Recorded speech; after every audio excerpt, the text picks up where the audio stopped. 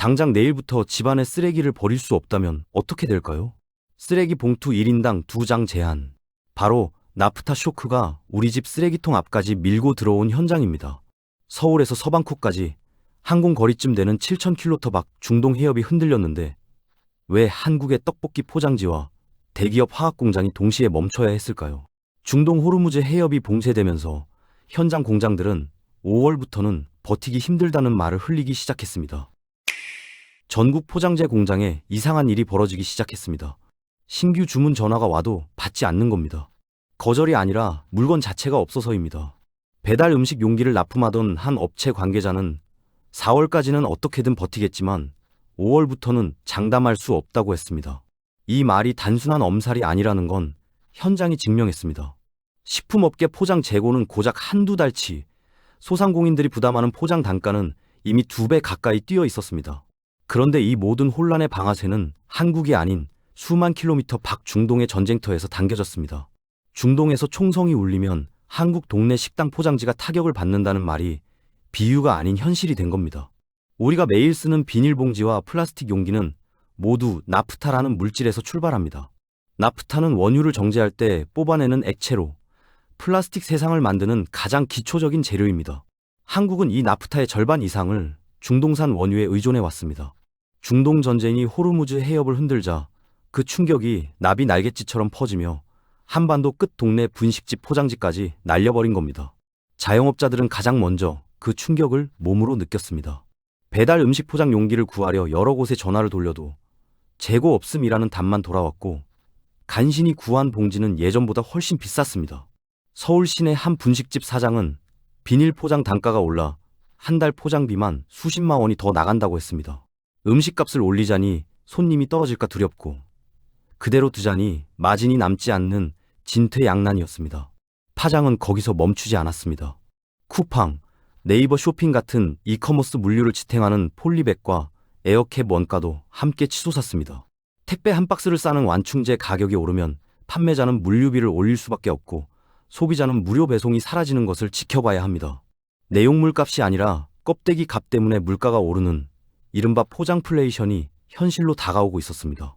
겉으로는 배달 음식이 평소처럼 도착하고 택배도 정상적으로 오는 것처럼 보였습니다. 하지만 그 포장지들을 만드는 공장의 재고는 조용히 바닥을 향해 가고 있었습니다. 중동 전쟁이 쏘아올린 나비 효과는 일상의 표면 아래에서 소리 없이 번지고 있었고 그 뿌리는 한국 석유화학 산업의 구조 깊숙한 곳에 닿아 있었습니다. 한국은 세계에서 손꼽히는 석유화학 강국입니다. 여수, 울산, 대산 이 세 곳의 국가산업단지에는 거대한 굴뚝과 파이프라인이 빼곡하게 들어차 있고 그 안에서 플라스틱과 합성섬유의 원료가 쉴 새 없이 만들어집니다. 그런데 이 거대한 공장들의 공통점이 하나 있습니다. 원료의 시작점이 모두 같다는 겁니다. 바로 중동에서 배로 실려오는 원유입니다. 나프타는 원유를 정제하는 과정에서 휘발유와 경유 사이에서 뽑아내는 액체입니다.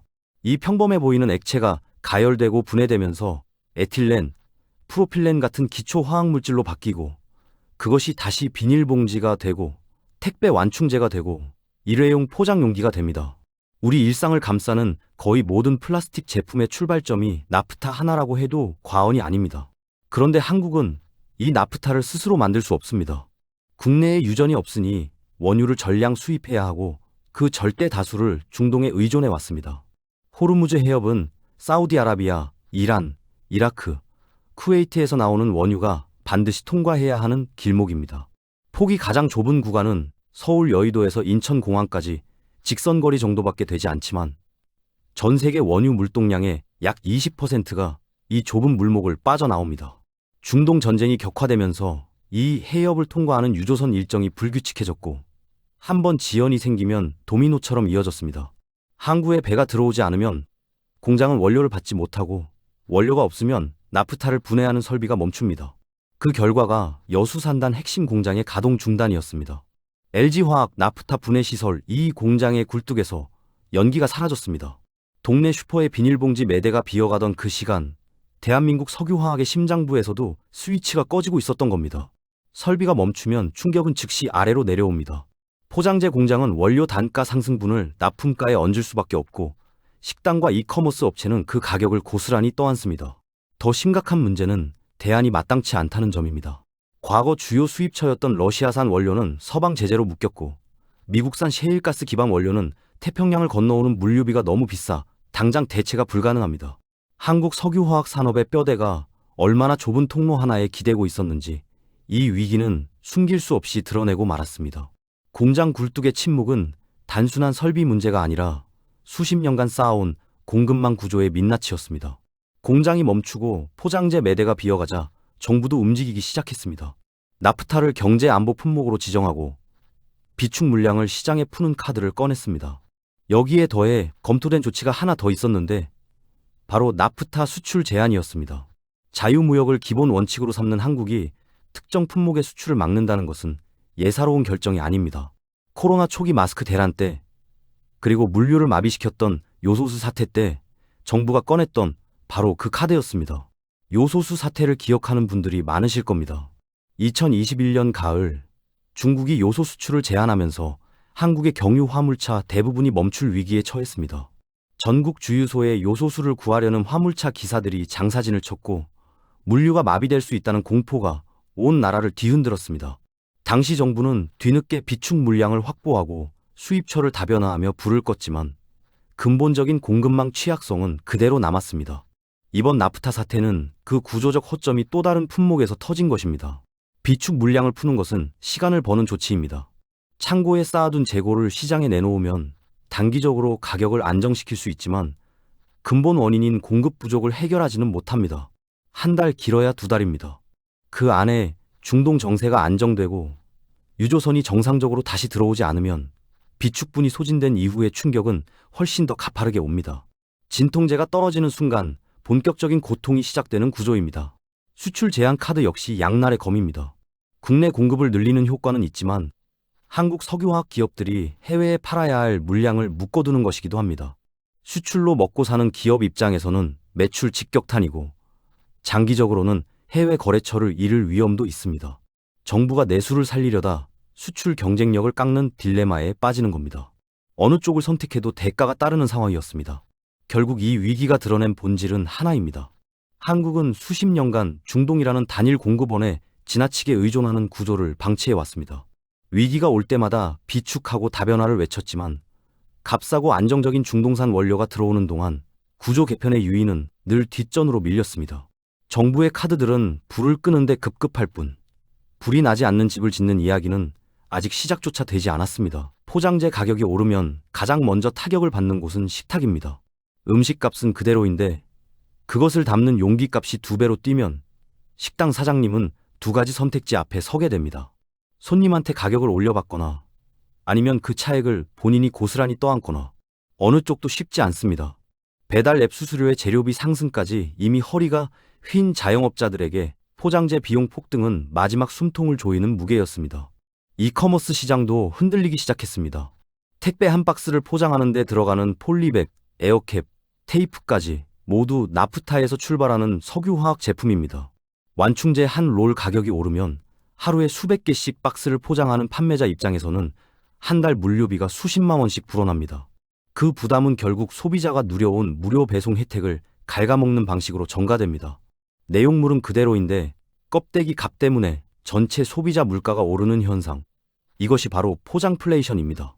포장플레이션은 눈에 잘 띄지 않아서 더 무섭습니다. 식당 메뉴판 가격은 그대로지만 배달비가 오르고 쇼핑몰 상품 가격은 변하지 않았지만 배송비 항목이 새로 생깁니다. 소비자는 왜 생활비가 느는지 정확히 파악하기 어렵고 체감 물가는 통계 물가보다 훨씬 가파르게 올라갑니다. 10집 중 한두 집은 배달 앱 주문을 줄이고 온라인 쇼핑 대신 직접 마트를 찾는 변화가 조금씩 나타나기 시작했습니다. 종량제 쓰레기 봉투 품귀 현상은 이 위기가 자영업자를 넘어 일반 가정까지 침투했다는 신호였습니다.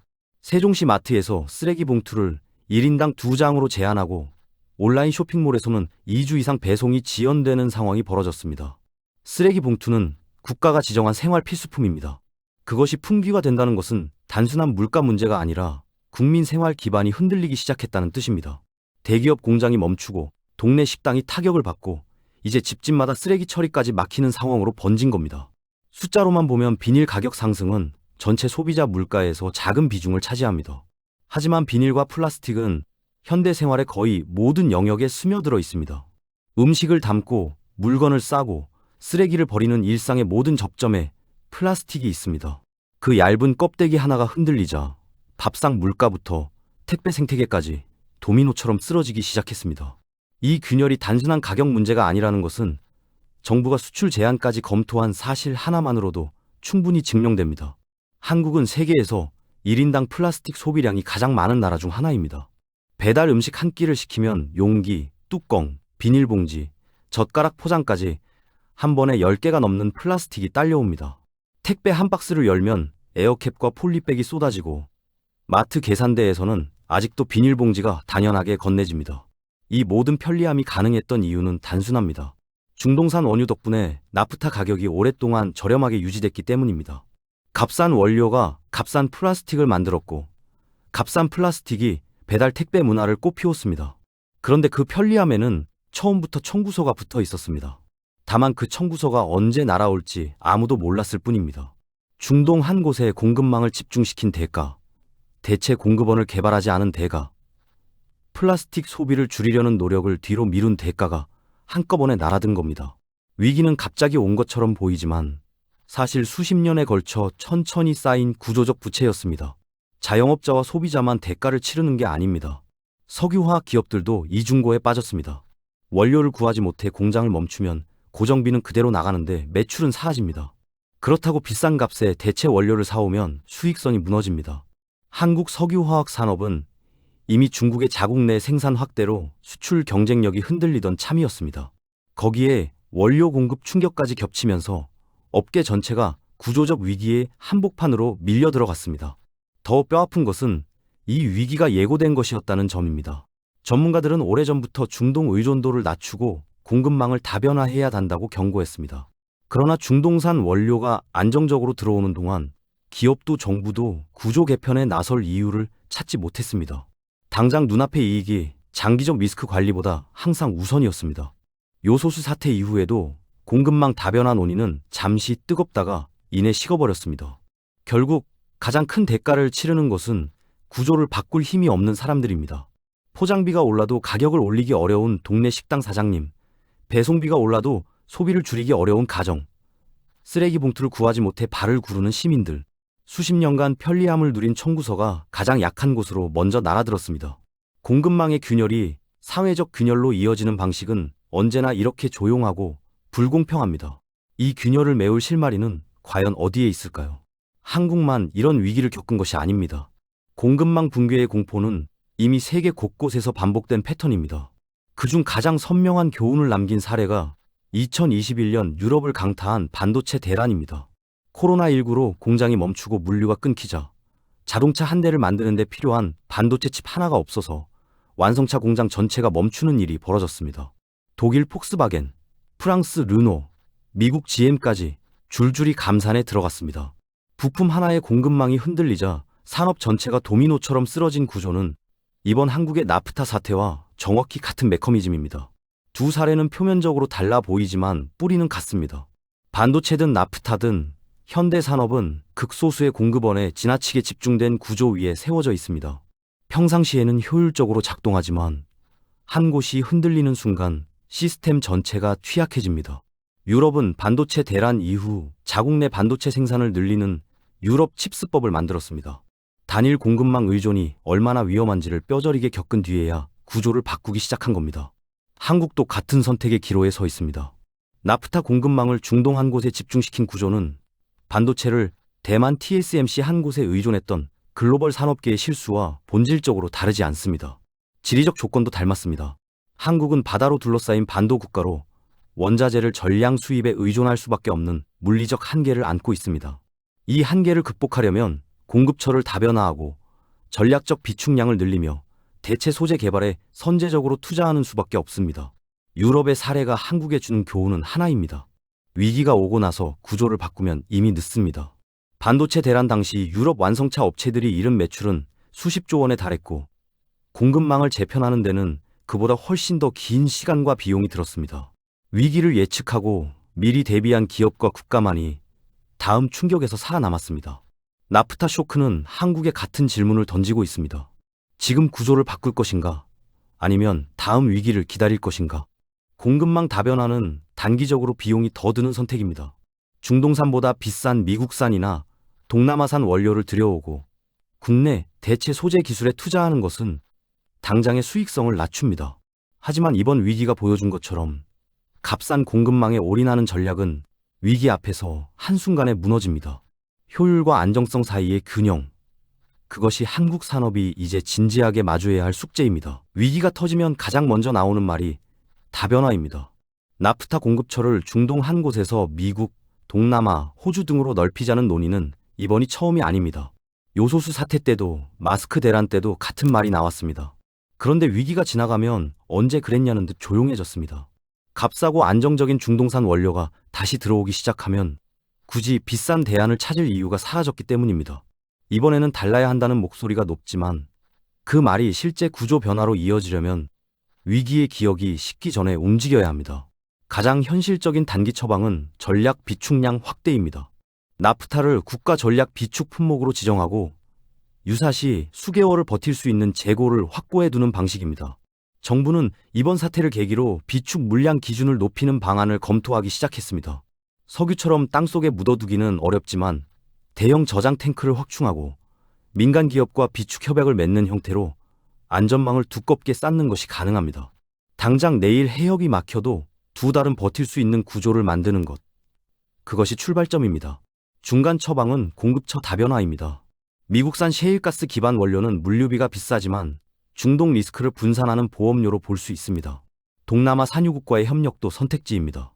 말레이시아, 인도네시아는 한국과 지리적으로 가깝고 석유화학 원료 생산 기반을 키워가고 있습니다. 단일 공급원에 올인하는 대신 조금 비싸더라도 여러 곳에서 조금씩 나누어 사오는 구조로 전환하는 것이 핵심입니다. 계란을 한 바구니에 담지 말라는 오래된 원칙이 공급망에도 그대로 적용됩니다. 근본적인 처방은 소재 전환입니다. 플라스틱과 비닐을 대체할 수 있는 바이오 소재, 생분해 플라스틱 기술은 이미 상당한 수준까지 와 있습니다. 문제는 가격입니다. 현재 생분해 포장재는 일반 비닐보다 서너 배 비쌉니다. 하지만 나프타 가격이 오르면 그 격차는 줄어듭니다. 위기가 오히려 대체 소재 전환에 경제적 요인을 만드는 역설적 상황입니다. 정부가 대체 소재 기업에 세제 혜택을 주고 공공기관부터 친환경 포장재 사용을 의무화하면 시장이 움직이기 시작합니다. 소비 문화의 변화도 빠질 수 없습니다. 배달 한 끼에 10개가 넘는 플라스틱이 따라오는 구조는 소비자의 편의만으로 만들어진 게 아닙니다. 값싼 원료가 뒷받침됐기 때문에 가능했습니다. 원료 가격이 오르면 그 구조도 바뀔 수밖에 없습니다. 다회용 용기 배달 서비스, 포장재 줄이기 캠페인이 환경운동의 영역을 넘어 경제적 생존 전략으로 자리 잡는 시대가 빠르게 다가오고 있습니다. 균열을 메우는 실마리는 이미 여러 곳에 흩어져 있습니다. 문제는 의지와 속도입니다. 나프타 쇼크가 남긴 가장 큰 교훈은 단순합니다. 값싸고 편리한 시스템은 언제나 어딘가에 숨겨진 비용을 전제로 작동한다는 것입니다. 중동산 원료에 기대어 세계에서 가장 저렴하게 비닐과 플라스틱을 펑펑 써온 한국의 라이프 스타일은 호르무즈 해협 하나가 흔들리는 순간 그 취약성을 고스란히 드러냈습니다. 동네 식당 포장지부터 대기업 화학공장 굴뚝까지 도미노는 생각보다 훨씬 촘촘하게 연결되어 있었습니다. 구조적 의존은 하루아침에 만들어지지 않습니다. 수십 년간 효율을 앞세워 쌓아온 공급망의 관성이 위기 앞에서 한꺼번에 청구서를 내밀었습니다. 요소수 사태 때 경고음이 울렸고 반도체 대란 때 같은 패턴이 반복됐으며 이번 나프타 쇼크가 세 번째 경고를 보냈습니다. 매번 위기가 지나가면 구조는 그대로였습니다. 이번에도 중동 정세가 안정되고 유조선이 다시 들어오기 시작하면 사람들의 기억은 빠르게 흐릿해질 겁니다. 한국 경제가 진짜 마주해야 할 질문은 비닐 값이 얼마냐가 아닙니다. 우리가 누려온 편리함의 공급망이 얼마나 좁은 통로 위에 세워져 있었는지, 그리고 그 통로가 다시 막혔을 때 가장 먼저 고통받는 사람이 누구인지를 직시하는 것입니다. 포장플레이션은 숫자로는 작아 보이지만 그 무게는 언제나 가장 약한 어깨 위에 먼저 내려앉습니다. 탈플라스틱과 공급망 다변화는 이제 환경운동이나 정책 구호가 아닙니다. 기업에게는 생존 전략이고 정부에게는 경제 안보의 문제이며 소비자에게는 일상의 선택입니다. 값싼 중동 기름에 기댄 편리함이 단연했던 시대는 서서히 끝나가고 있습니다. 예전처럼 종량제 봉투 한 장에 몇백 원 하던 시절이 다시 오지 않을 수도 있다는 것. 그 가능성을 우리는 이제 진지하게 받아들여야 합니다. 중동 해협의 긴장이 언젠가 가라앉더라도 기후 위기와 지정학적 불안은 앞으로도 공급망을 흔들 새로운 이유를 계속 만들어낼 것입니다. 비닐 한 장의 위기가 던진 질문은 결국 이것입니다. 다음 충격이 왔을 때 우리는 지금과 다른 선택을 할 수 있을까요? 오늘 영상이 유익하고 재밌으셨다면 구독과 좋아요 부탁드리겠습니다. 영상 제작에 큰 힘이 됩니다. 다음 영상에서 뵙겠습니다.